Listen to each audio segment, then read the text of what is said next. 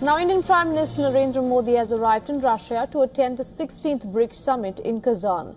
And this marks Prime Minister Narendra Modi's second visit to Russia this year, following his trip to Moscow in July to attend the India-Russia Annual Summit. Apart from the BRICS Summit, Prime Minister is also expected to hold a series of bilateral meetings, including with the Russian President Vladimir Putin and Chinese President Xi Jinping.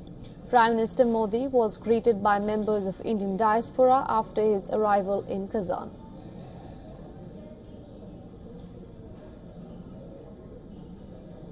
The BRICS Summit will be held in southwestern city of Kazan from October 22nd to 24th. Kazan is the fifth largest city in Russia. In a statement before leaving for Kazan, Prime Minister Modi said that India values the close cooperation within BRICS, which has emerged as an important platform for dialogue and discussion on issues. He added that the expansion of BRICS with the addition of new members last year has added to its inclusivity and agenda for the global good. This year's summit will see participation from BRICS founding members, nations like Brazil, Russia, India, China and South Africa, alongside new members, which includes Egypt, Ethiopia, Iran and the UAE. Now, leaders are expected to discuss ongoing collaborations and strategize for future projects that promote development and security.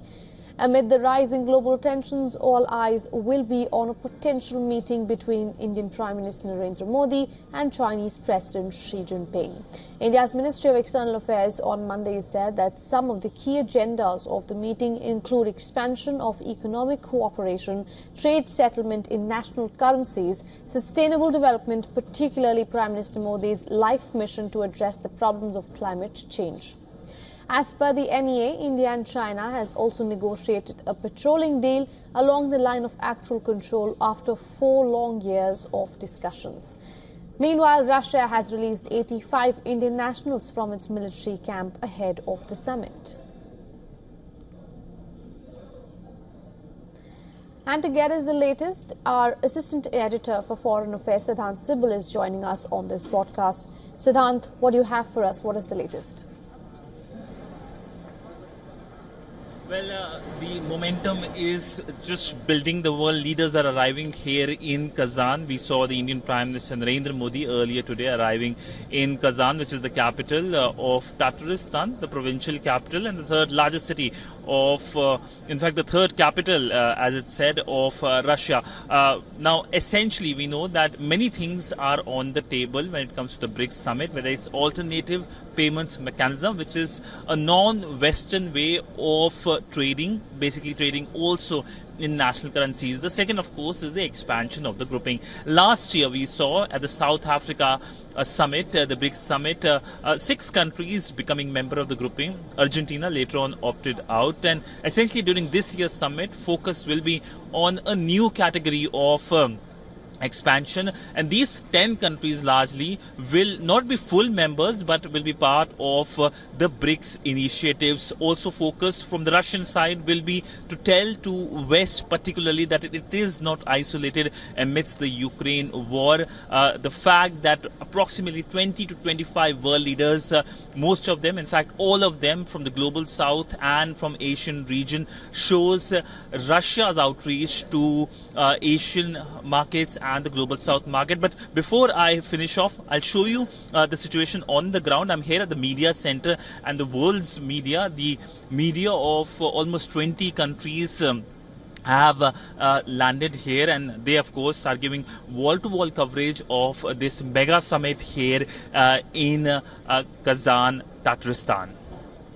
Right, Siddhant, BRICS 2024 is also taking place at a time when we are seeing 2 wars, one in West Asia and the other with Russia and Ukraine. Russia being the hosting member this time and also a major member of the BRICS Summit. And Iran, of course, as you rightly pointed out, is the new member. So how much of geopolitics can we expect in this year's BRICS Summit? Well, essentially in terms of the two conflicts, which are happening, they will be part and parcel of the conversation. No summit can be complete without it. But what has been the standard operating procedure when it comes to the Ukraine war is that all the BRICS member countries in the joint statement reiterate their positions. India, of course, has been pointing out on emphasis when it comes to dialogue and diplomacy, that the two sides need to sit together to have conversation. Now, secondly, the West Asia crisis, the West Asia conflict is something that also impacts all the BRICS countries, and that will also be part and parcel of the conversation. But in this case, we have seen a very proactive Russia inviting the Palestinian president. He will also be present here, and essentially we know that according to the BRICS joint statements of previous years, the focus has been support to the two-state solution, and also essentially calling out that the conflict should not become a larger regional war. So these points will be part and parcel of the conversation. But all in all, it is going to dominate this year's BRICS Summit here in Kazan, Tatarstan. All right, Kazan, thank you so much for all those ground updates. For all the latest news, download the WION app and subscribe to our YouTube channel.